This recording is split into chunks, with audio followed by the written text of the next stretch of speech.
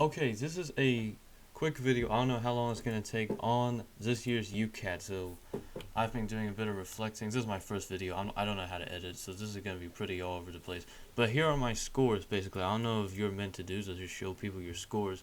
But I just took this exam a couple of weeks ago, and now I want to make a video on just some of my reflections, how to study better, what was tough about it, verbal reasoning, decision making, quantitative reasoning, abstract reasoning, and situational judgment, which is kind of its own thing. I guess a lot of universities look at this by itself. So not only some people say, oh yeah, what's my total score is something 4 digit, but some people say their average. My average, I guess, damn, would it be like around 690, not even 600, not even 700, I don't think. But situational judgment is pretty important on its own. This is how you actually interact in the professional environment. Not necessarily ethics, but it's stuff like, oh, there are two practicing students, Jamil and Emil, and they're working under a doctor. The doctor's left, and they're doing a scan of the patient's leg. Jamil does a scan first, and then Emil checks it, and Emil notices that Jamil missed something. So when does he bring it up? Should he bring it up with the patient in the room, or should he wait until the patient has gone, or wait until the doctor that they're practicing under has returned? So it's asking you, what's the most suitable, what's the most appropriate thing to do? It's almost like you gotta learn how to not hurt the doctor's feelings. You gotta know how to keep the air of professional atmosphere. It's like, what do you do if you see that one of the patients coming in on the list is someone you know in real life? What's the most appropriate? What's the least appropriate? But that's situational judgment. Abstract reasoning, this is quite fun.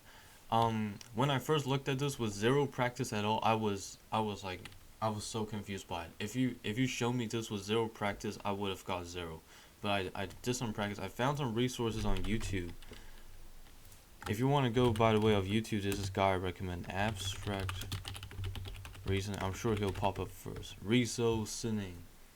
Abstract. This guy right here, he does practice questions. And I'm pretty sure he also tries to sell you something. You don't have to buy it. But he does practice questions. It's really important to at least get a look at these things. This is one of these things where if you're going blind, you're gonna do so much worse than if you had just taken a look previously, because there's like a whole new way to think.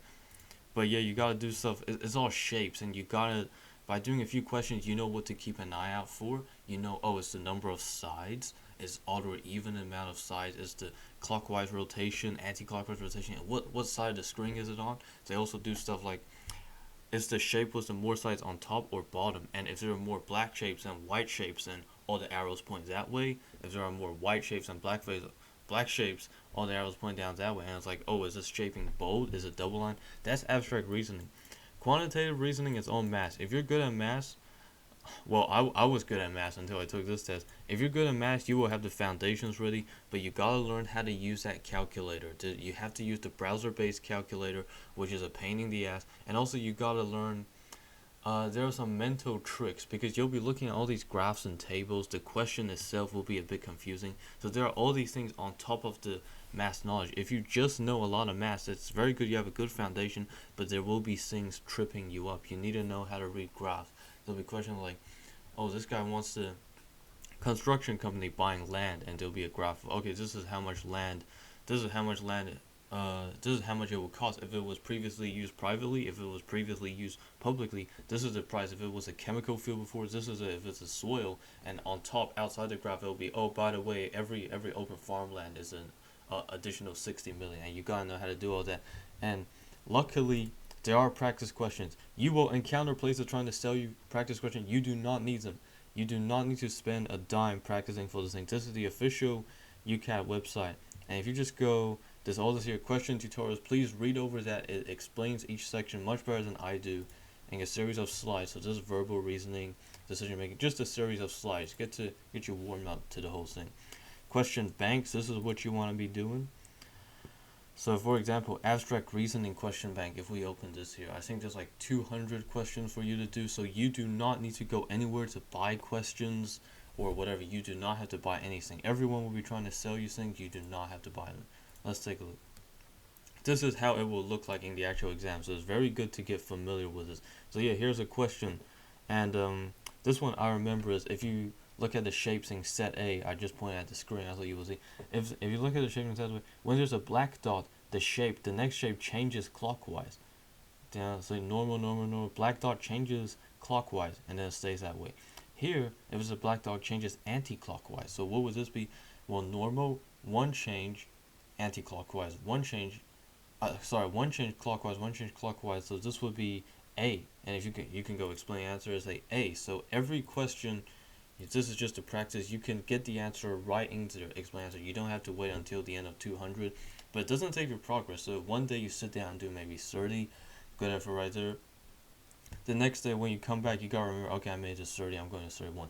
So it actually explains all the rules, and it's important, even if you don't get anything right, it's important to read these just to know what to be looking out for. Because if I looked at this on the first time, dude, I wouldn't know what's going on. I would be counting, I just wouldn't know what I'd be doing.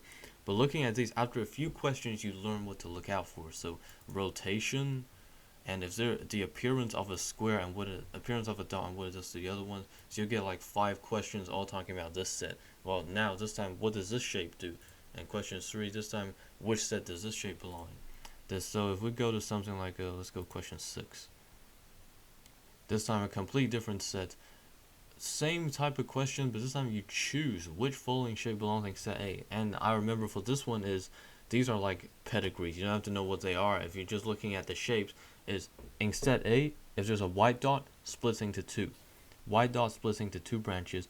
Another white dot splits into 2 branches. A black dot go down directly. This one, black dot go down directly, black dot go down directly. So here, white split into 2, black dot singular. Here is the opposite. Set B, black dot splits into 2, black dot splits into 2. So here, black dot singular, white dot splits into 2. So I would say A is set A, because this one, white singular, not set A, not set A. Black dot splits into 2, that's set B. That's set B, not set A. So that would be A, and if you go explain answer, correct response A, and it will explain to you line to white circle splits into 2, and it always ends in white shape and dark shape. So that's what you look out for there. If we go next set, somewhere around 9, still asking about this. So each set of shapes will have maybe 5 questions, 5 more questions. This stuff is the stuff I don't get, right? If you show me this, I wouldn't know what to do. But what you're actually looking for is set A is all curves. I remember this from my practice. See, every single side is curved. This would be a one-sided shape. This is 2 sides, but both are curves. Now here there are straight lines. So if you go explain answer, all shapes in set A figures with curved edges. So this is abstract reasoning. I don't want to spend too much time on this, but do the practice question. Verbal reasoning. Let's jump to that section next. This one was abstract reasoning. I said if you go into it with 0 practice, there are some very easy preparational tricks you can do to immediately get so much boosting performance. And with abstract reasoning, it's literally just watching a few of these practice questions and knowing what to look out for, clicking on those explain answer tabs and knowing what to look out for. With verbal reasoning, the thing you can do to prepare is learn how to skim read or scan read, because this, you will run out of time in this section. This is the first section in the test. You will run out of time. This article looks pretty easy, right? But I think there's 40 questions in the exam with like 20 minutes to do it.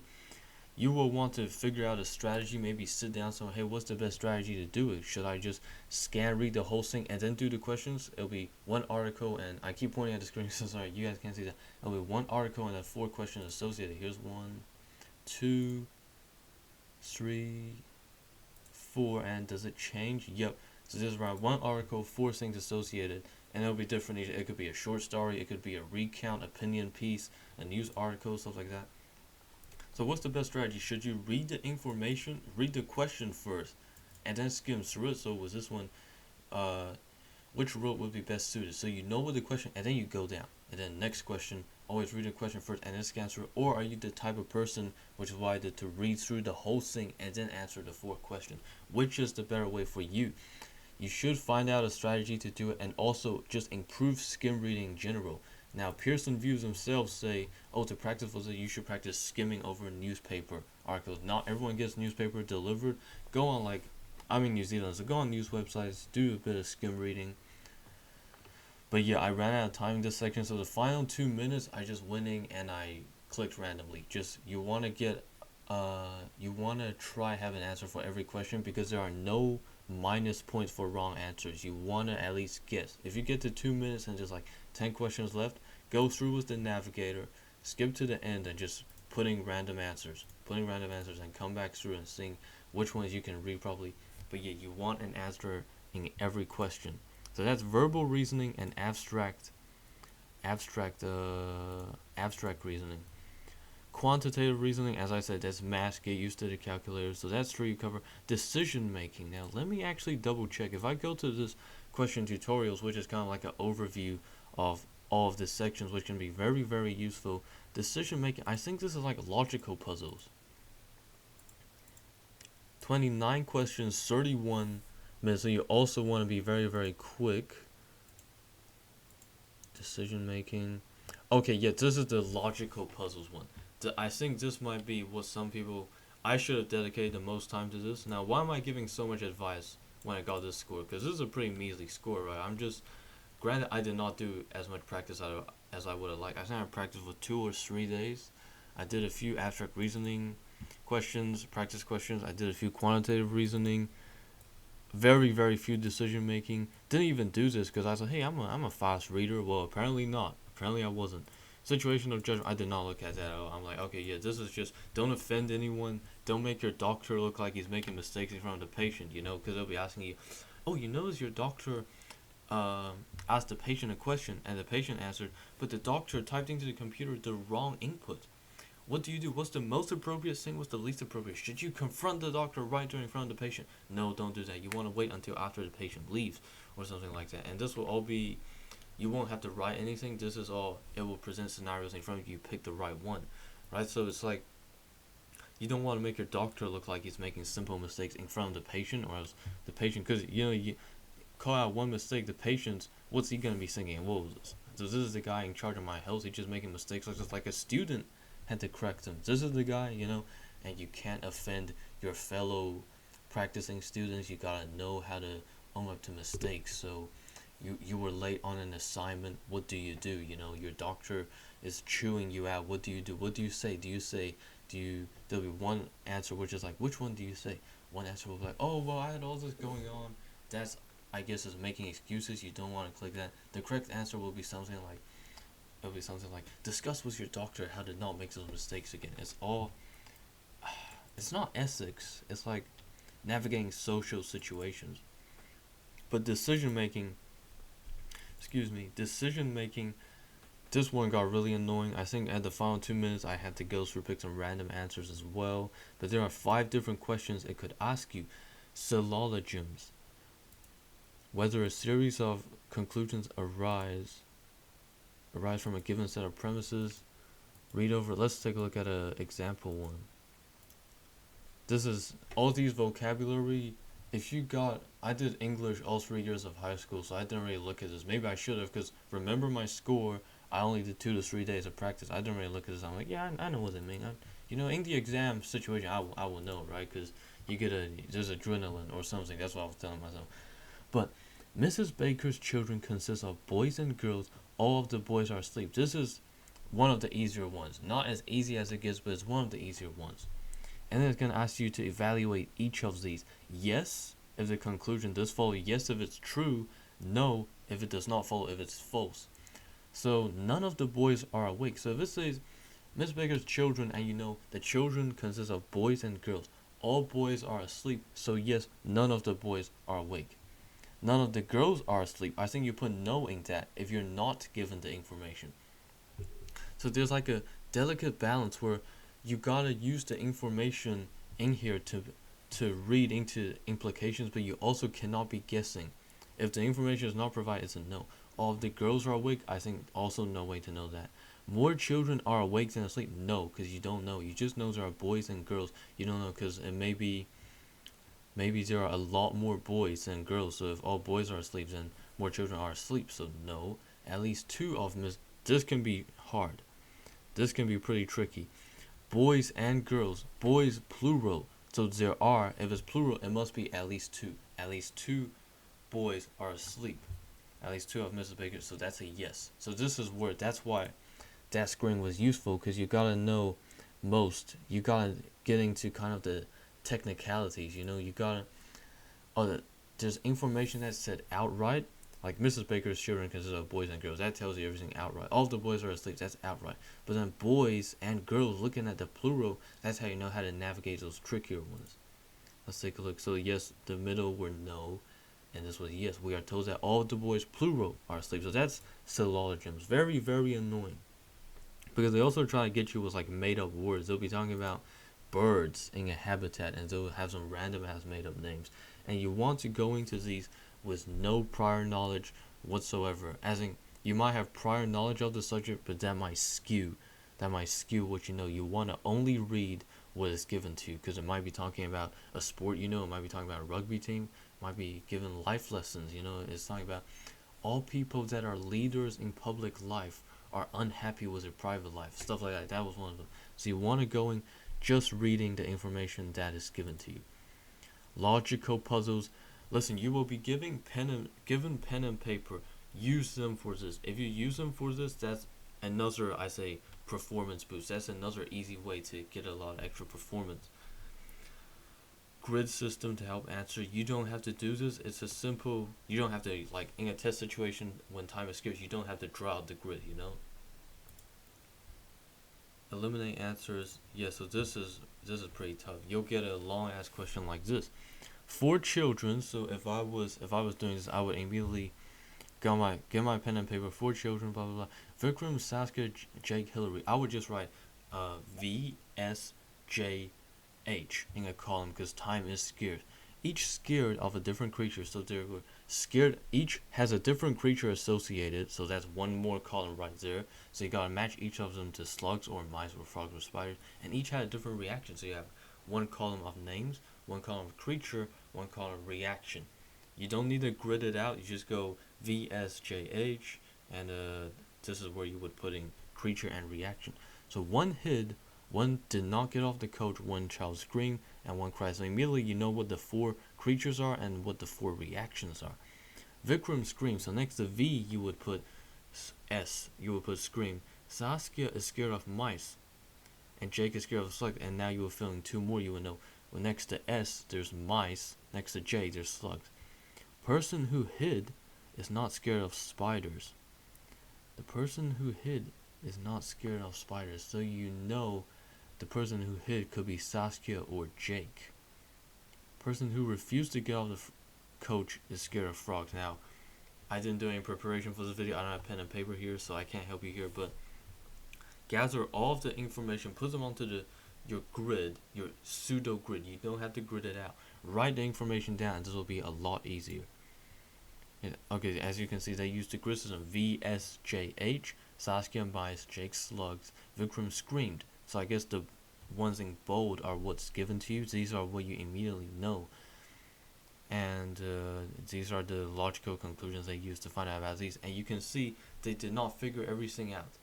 You do not have to have everything figured out to know the answer. So also remember what the answer is testing. If you get to a point, if you're filling out the grid, okay, what do I do for the last 2? Maybe you can just stop there. Maybe now go through the answers, check which one's correct.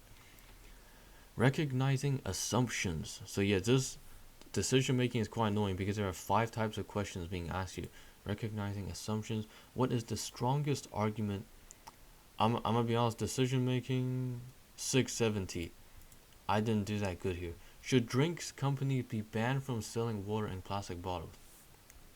This is quite tricky. You want to select the strongest argument from the statements below. So whether these are correct or false is almost not important. So you might have a personal opinion on this matter. This is where you have to forget about that and only use the information given to you. You want to forget what you think about the question, because you might think, oh, that's an obvious yes, right? Then C and D must be wrong. I'll just look at A and B. That's an obvious yes. But no, you want to evaluate each one. And the strongest argument is the one that directly addresses the question. So it could be drinks companies banned from selling water in plastic bottles. The issue is selling water in plastic bottles being banned from it. And here it's saying fewer than 300,000, so less than 10% is thrown away each day recycled. All plastic bottles not recycled are incinerated, releasing harmful gas.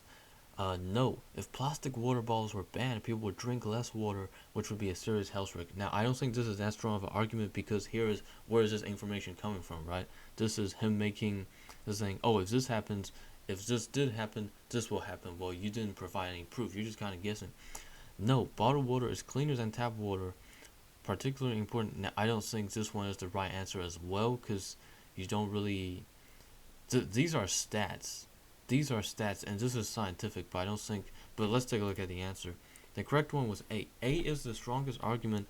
Less than 10% plastic bottles are like indicating that banning. This one directly addresses the fact that banning selling waters in plastic bottles will reduce environmental impact. This one does not tell you. It does not tell you about the stats. Like, it does not tell us how much recycled or incinerated. We cannot identify whether harmful gases should have an impact or not.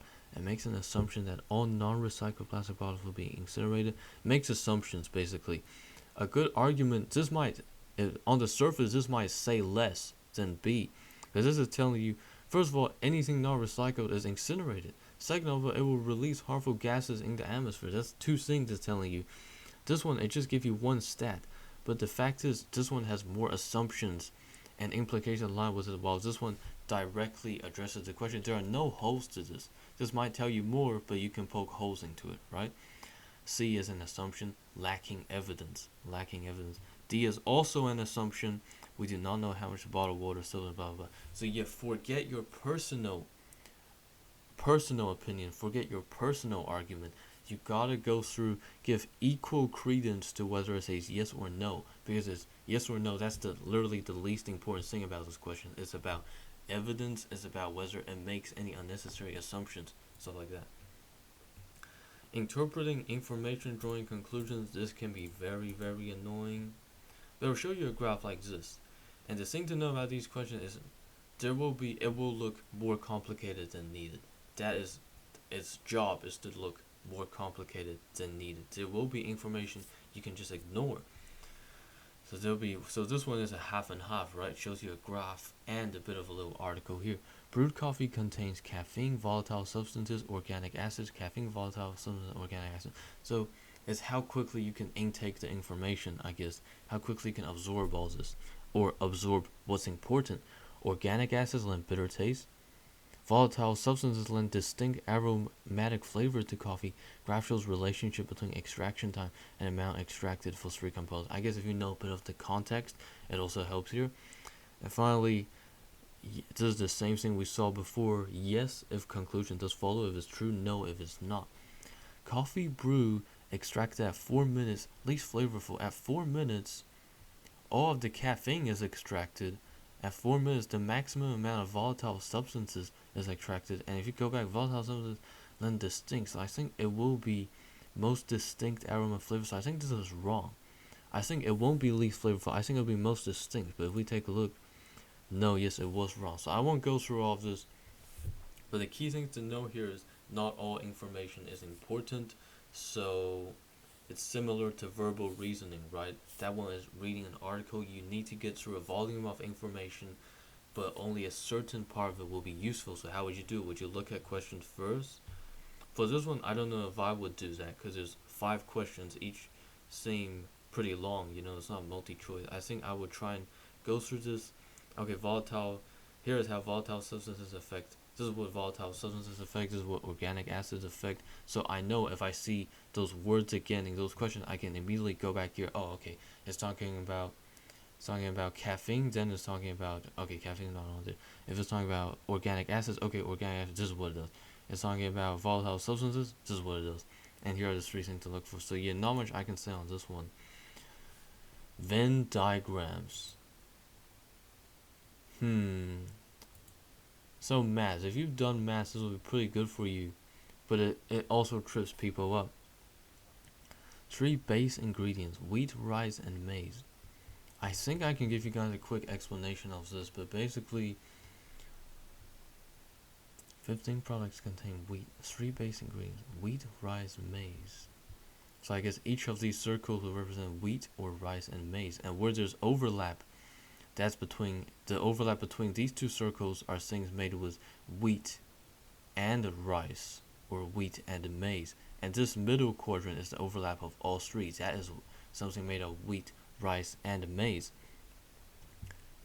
So how this works is 15 products contain wheat. Doesn't mean you're looking for 15 in here or here or here. It's the total that adds to 15. 15 contains wheat. So here's 9 plus 2, 11, plus 2, 13, plus 1, 14. Hang on, did I do that right? Yeah, 14, so this will not be wheat. You're looking for 9 plus 1, 10, 13. Here, 6 plus 9, 15. This could be wheat right here. This could be wheat. If it says 15 products contain wheat, that's the total of everything that adds to it. In that circle, you're counting those quadrants too. 6 of these use wheat only. Also, you know to look for 6 out here. 6 by itself out here. So this could be wheat. This can't be that 16 added in total, because this is how you navigate those Venn diagrams. Counting the overlap. Yeah, sorry, I can't provide more help on this. Quick refresher on YouTube, maybe. These the correct answer. It's not that these are hard, by the way. It's just I don't trust myself to give a good enough help on this. Probabilistic and statistical. This is once more a bit annoying. I'm sure there are YouTube resources you can find. 2 games of tennis against his friend Vera. Each game the probability is winning 0.3. So there are some simple things you need to know, like if 2 events are independent. Independent means one happening. Whether one happens does not affect whether something else happens. For example, if it rains today, probability of it raining today will affect probability of you taking an umbrella. These 2 events affect each other, are not independent. But if it says something like probability that Sarah is wearing a blue dress, probability that Jake is not wearing shoes, no relation whatsoever. No dependence on each other. Whether Sarah wears a dress will not affect whether Jake wears shoes. They are independent. If they're independent, then probability of one times the other to know how likely it is both happen at the same time. So here we have probability of Simon winning. But he's going to play 2 games, so probably Simon winning this game and Simon winning this game. Both 0.3. What's the probability of him winning both? It's 0.3 times 0.3. That is 0.09 winning both. Therefore, what's the probability of him winning one and losing the other? Then, if winning is 0.3, not winning must be 0.7, because all probabilities must add up to 1. Then it's 0.21, 0.3 times 0.7, 0.21 that he wins the first one, loses the second one. But where it gets tricky is what if he loses the first one? He could lose the first one, win the second one, or win the first one, lose the second one. So I think it'll be 0.42 him winning only one, because you add 0.21 plus 0.21 over 0.42. So yeah, this is probability. You need to know the 2 rules of independency, which is if 2 things happen, if 2 things both happen, you times them. If it says what's the probability of this occurring or this occurring, that's adding, but the probability of this and this occurring is times. That's all I can say on this. You're finished decision making. So that was decision making, very annoying. And so that's all of them. And my thoughts on this was time is an issue. I walked in, the first section was verbal reasoning. I saw I was reading very quick, but I ran out of time. So last 10 questions, so 2 contexts. Or last 8 questions, 2 contexts, I had to guess a bit. And I had to skim through very, very quickly. Not very happy with that. Still got got my highest score, right? Now, what do you do with this information? Why did I just show you all this UCAT? Why did I go on this whole spiel? Well, this is for the professional programs. Now, I'm in Otago University. I'm trying to get into medicine. So what do I do with this information? Well, I go Otago University medicine requirements, medicine guidelines for admission, and medicine is one of the professional programs. If you're like me, you can go into dental technology, dentistry. Each of these will have a different requirement. So we went into medicine. Let's take a look at medicine specifically. Entry requirements. And here it says papers. I'm a university student. Sorry, I don't know where this works anywhere else, but first year we do 7 papers, and it says minimum of 70% in each paper to be even considered. Doesn't mean if you get 71, you're gonna get in, because this is just to be considered. And the thing is, this is so useless because they're taking it from the top. So you gotta be averaging 95, 96, 97. These people are getting in, and then they go down from there. So if you're 70%, and they're looking. I don't think they'll get down to you. So this is such a useless thing to know, in my opinion. You gotta get really, really good grades, like 90, 99, 98, 97, 96. You gotta get those grades to be considered, because you're competing with the people, with everyone else in the course. And then finally, another kind of annoying bit: must have UCAT result obtained in year of application have achieved a score in all 5 UCAT sections at a threshold determined annually, and they will not tell you what that threshold is. Okay, cool. So, Mike, I got my UCAT results. Do we just time out? I got my UCAT results. I can just look at them, because I don't know what the hell this means, man. But a score, you'll be given a score between 300 and 900. I don't even know how good this is. I'm looking at it. I can guess myself that is average. But what the hell do I do with this? Because they're not telling me the threshold. Well, there's a trick. What we searched for was Otago University medicine requirements, and we went, this is the official way. This is the university telling us. I changed some keywords around. I went Otago University medicine threshold. See what other people on the internet are asking about. And it turns out one very helpful gentleman has, I think, FOIA'd the university. There's some sort of a Freedom of Information Act. So he emailed them, and because he cited this law, the university had to answer him, and this website actually compiled everything. So maybe your country has this. If you're in New Zealand, I make this easy for you. So, but yeah, maybe your country has a website like this. So this person asked him, and it says, request was successful. Cullum Binden, thank you, sir, I salute you. But he wants to know, I want to know the threshold score, I want to know the average minimum, I want to know how many students gain entry. And they said, okay, fine, Colin, we will do this, but guess what, we're going to make you wait 20 working days. But yeah, okay, whatever. He gets a reply back. This is, he asked for dentistry and med, so we'll see dentistry information too. So medicine said there's a threshold in all 5 categories, but as you can see, MBCHB, that's medicine, there was a threshold for only 2 of 5 sections. So I guess every year is different. There might be 3 sections, might be 2 sections. So they would just say, oh yeah, we're not going to tell you. It's going to be, just, you know what, just take it as, assume that all 5 sections will have a threshold. So for dentistry, verbal reasoning, you just got to get top 78%. You just got to get top 7. So this isn't competitive. This is more, you need to have a baseline of verbal reasoning if you want to be a dentist. Decision making, here is where a score of 630. This could cut some people off. Decision making, I got 670. Okay, so I can still be a dentist. No threshold for situational judgment, quantitative reasoning, abstract reasoning. No threshold for these. You're good. You guys used, and it doesn't tell you anywhere else. So there's no total score. If you just get more, wow. So there's really one thing you have to look for to be a dentist. Verbal reasoning. I'm assuming most of you guys. Well, I'm assuming 78% of you guys will get this. Don't have to worry about this. It's just decision making you have to look for. If you get this thing and get really good grades in your papers, you'll get an in. No threshold was set for these. Now, medicine, verbal reasoning, top 80%. So that's just the baseline. You'll get into it. Situational judgment, top 89%.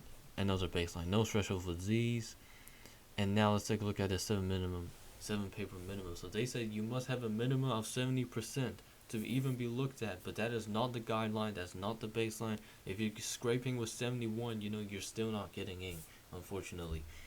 For example, the minimum average, so I'm guessing this is the guy with the lowest scores they let in got 88.71. So if you're averaging 90, hey, don't lose hope yet. Meanwhile, that was for dentistry. For medicine, 93. Dang. I'm on track to get a 94 average, so I'm still in the red. So this is how tough it is. And finally, he also requested, how did people getting through the alternate subcategory pathways? Because if you're from a rural area, if you're of Maori descent here in New Zealand, you get a different set of standards to look at. Now, personally, I don't care, but this is a pretty controversial topic, which is completely understandable. This generates strong opinions. I understand that. Personally, I don't care, because my heart's not really into being a doctor, That's why I'm doing health science. No, I'm joking. But for some people, this is their life. I understand why strong opinions are generated. If all you're seeing is that, so they just have to get 80 to get in. Meanwhile, I gotta get like 95 to compete with people getting 93. These are subcategories, and they have a different thresholds. I just realized they will talk about that later. But also, applicants 57 received offers of dentistry, 24 accepted it. Wow.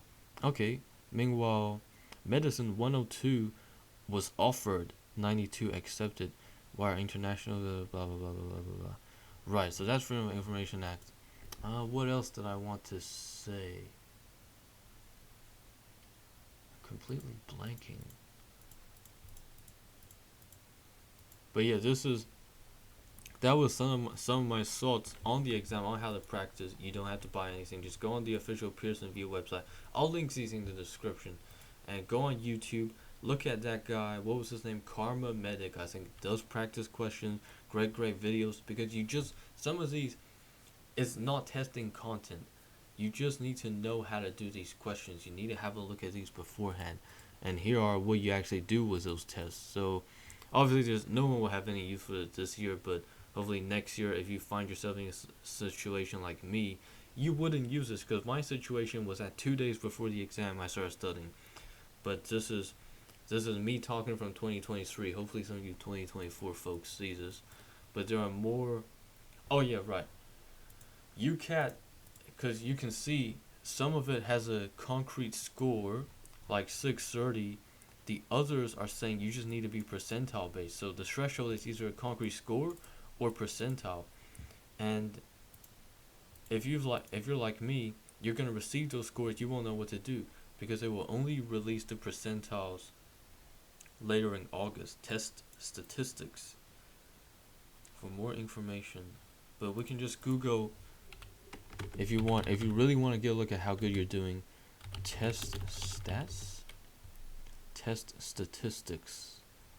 If you really want to know how you're doing, you can go to last year's statistics. So here's my score report. What was the mean? Verbal reasoning mean 578, 720. Decision making 630. I got 640. Quantitative reasoning 672. Ooh, I got 660. Damn. Abstract reasoning 662, 710. Situational judgment 568. So yeah, these guys. Man, so I'm okay. I saw I was average. I guess I'm a bit lower than average.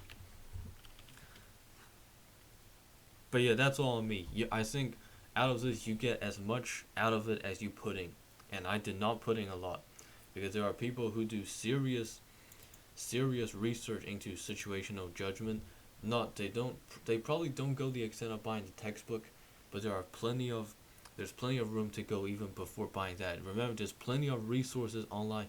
You're gonna get freaked out if you're like me 2 days before the exam, and all the practice resources are trying to sell you something. That's a bit nerve-wracking, because I'm not gonna buy money. I don't want to pay money, but everyone's asking me to buy question banks. There are official resources, there are free resources. Even the people trying to sell you stuff on YouTube have a lot of free stuff to look at. So don't rack your nerves over this. Total cognitive scale score, is that everything added together? Mean is 2543. The thing is, you don't want to be comparing yourself to people that did worse than you, right? So you don't want to be looking at those, because that was the mean. That was the average. This is average. Wow, you did better than average. That's still a long way to go. So I'm 2760. I can say I'm better than average, but look at this. 9th decile, 298, 2830. But if this freedom of information acting is true, the total score doesn't matter. It's just those key thresholds that are determined each year. So this was for last year. We don't know this year's ones, but it will be pretty similar. All this has told us is, if you got a low total score, don't worry about it. I just realized what I wanted to tell you. Med Students Online. This is a forum I found. This is a godsend. Med Students Online forum. Med Students Online. Here it is. I found this. I found this, and my university has has a tab here. So if you're like me, search your university up in this forum. There will be people that have been through it, giving advice, helping the next generation. Health science first year, that's me. Let's go into that. Close the ad. I don't want to be downloading any viruses on video. And UCAT threshold, this is an interesting. Not only are they talking about I needed a bit of help, I got a low average, I could pick an ace paper to bring my average up. There were so much discussions on what's the best ace paper to do, what's the easiest paper to get an A plus, and they were like, hey, the tried and true is business or Maori or psychology. So now I'm doing psychology because also psychology is the most interesting to me because I watched that sitcom Frasier. So there could be a lot you can learn from that. That was a personal anecdote, but this is people that have been through this 8 years ago, people that have gone through it was like really, really good grades. They are still on here helping out people. If you ever have mature age students, so I think anyone over 20, that's their category for mature. If you need help, check this place out. But the most interesting thing is UCAT threshold. This is 2022, but this might give you a better because no one knows, no one can tell you. If you tell someone, hey, these are my scores, these are my scores, this is my UCAT, am I gonna get it or not? No one can tell you that except for the university. So it's like there's no way to know beforehand, but this could give you a good idea. This could give you a good idea because these guys are posting their results. This is what they got in each section. Total score 2820. Very nice. This is what I got for each paper. 93, 94, 98. Damn, that's good. My average for this year was 90 because I got like my lowest was 80. Yeah, you guys don't want to know my sub story, right? So he got really good grades, and he took an ace paper, and he got 100%. Very, very good average. Got a subcategory rural. I do not know what that means. I do not know what that cares. I don't care about that. Dentistry, applied, interviewed, offered. Medicine, accepted, offered, accepted. So this guy, if you got something like this, hey pal, you got a good chance of getting in. Rest easy, knowing that you know. Now this person 2780, a bit worse, only in comparison, a bit not as high, but still very, very good. 84, 85, 85, 97 in physics, very, very nice. Got the ace paper, got 98 out of the ace paper, very, very nice. Average 9%. So this might be me. So this is, I think I'm closest to this person. Subcategory applied, and he's applied to all these. Applied, interviewed, applied, he passed the UCAT threshold. Passed the UCAT threshold, applied, and I think he will update this. No, this was back in 2022, so some aren't that helpful. Actually, I don't know. It was really interesting to me just to see where everyone was at. So I found all of these to be very helpful. This guy shares 2500. Wow, but very, very good grades. Very, very good grades. Medicine applied, UCAT threshold passed. So this can be very interesting. Yeah. One last shout out to med students online. But this is where I'm gonna end the video. I have no idea how long this is. I do not know how to edit, so the people who have stuck around to the end of the video, if you have a couple of days left to study and you took the time to watch this, first of all, thank you. Second of all, what the hell are you doing? I'm joking. Go to those test questions. Do some every day, man. It's gonna seem such a pain, but just do a bit every day, man. And do a bit from every section. Maybe do in one day, do 20 from abstract reasoning. Let me get rid of those. Do 20 from abstract reasoning. Read a couple articles on verbal reasoning. Do a couple in decision making, and a few math questions. Do a wide range. Maybe 20 questions from each section each day. I kind of just went with the flow. I was convincing myself, like all students do, that this is all common knowledge. Right, I don't need to study for this. And that's how I went into situational judgment, and here are my grades. So, yeah. But, everybody's different. You might walk in, because this was me going with the flow, and I got this. You going with the flow. You might walk out with 800, 700 here. You might be like, oh, shit, that was easy. So, yeah, everybody's different, but here's how I did. And, yeah. The other half of you who are watching this, half of you will be watching with a couple of days left. Good luck, man. But the other half of you who are watching this video, let me know what you think. Let me know, was this a good video? But also, your opinion on the whole thing. How did you review? How did you revise? How did you prepare? Did I link the right resources? Did you have a look at the resources I linked? Did you know about those resources? And were my observations right? Was I helpful when I went through decision making and basically said, yeah, I don't know what this means? Was I helpful in saying that? But yeah, have a nice day, guys. Have yourself a damn good one. But that's me cutting off. You're going to see OBS behind the scenes. But good luck, everyone. Good luck.